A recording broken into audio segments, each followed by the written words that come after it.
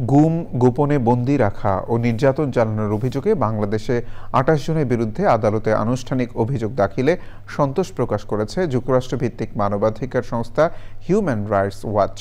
শেখ হাসিনা ও তার সরকারের স্বরাষ্ট্রমন্ত্রী আসাদুজ্জামান খান সহ সাবেক ও বর্তমান কয়েকজন সেনা কর্মকর্তার বিরুদ্ধে আন্তর্জাতিক অপরাধ ট্রাইব্যুনালের গ্রেফতারি পরোয়ানা জারির পর এক প্রতিবেদনে HRW এ প্রতিক্রিয়া জানিয়েছে। HRW একই সঙ্গে বলেছে, বাংলাদেশে মানবাধিকার লঙ্ঘনের ঘটনা এখনো ঘটছে। শহীদুল্লাহ রাজুর রিপোর্ট। ক্ষমতাচ্যুত প্রধানমন্ত্রী শেখ হাসিনা ও তার সরকারের স্বরাষ্ট্রমন্ত্রী আসাদুজ্জামান খান সহ সাবেক ও বর্তমান কয়েকজন সেনা কর্মকর্তার বিরুদ্ধে আন্তর্জাতিক অপরাধ ট্রাইব্যুনালের গ্রেপ্তারি পরোয়ানা জারির পরপরই প্রতিক্রিয়া জানান যুক্তরাষ্ট্রভিত্তিক মানবাধিকার সংস্থা হিউম্যান রাইটস ওয়াচের এশিয়া অঞ্চলের উপপরিচালক মীনাক্ষী গাঙ্গুলি। প্রতিবেদনে তিনি বলেন, ন্যায় বিচারের পথে এক ধাপ এগোল বাংলাদেশ।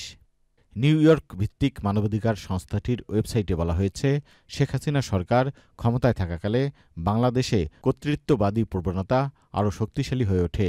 বিচার বহির্ভূত হত্যা, নির্যাতন ও বাকস্বাধীনতার হস্তক্ষেপ সম্পর্কে অভিযোগ তৎকালীন সরকার অস্বীকার করত।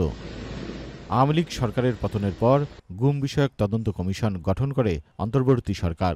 সেখানে কমপক্ষে ১,৮৫০টি অভিযোগ জমা পড়ে। আওয়ামী লীগের শাসনকালে গুমের ঘটনাগুলোর বিচারে আন্তর্জাতিক অপরাধ ট্রাইব্যুনাল গঠন করা হয়েছে। দুটি মামলায় আনুষ্ঠানিক অভিযোগ দাখিলের পর শেখ হাসিনা, আসাদুজ্জামান খানসহ ২৮ জনের বিরুদ্ধে গ্রেপ্তারি পরোয়ানা জারি করে ট্রাইব্যুনাল। তবে বাংলাদেশে মানবাধিকার লঙ্ঘনের ঘটনা এখনও ঘটছে উল্লেখ করে ন্যায়বিচার নিশ্চিত ও মৃত্যুদণ্ড প্রয়োগ নিয়ে উদ্বেগের বিষয়গুলো প্রতিবেদনে তুলে ধরা হয়।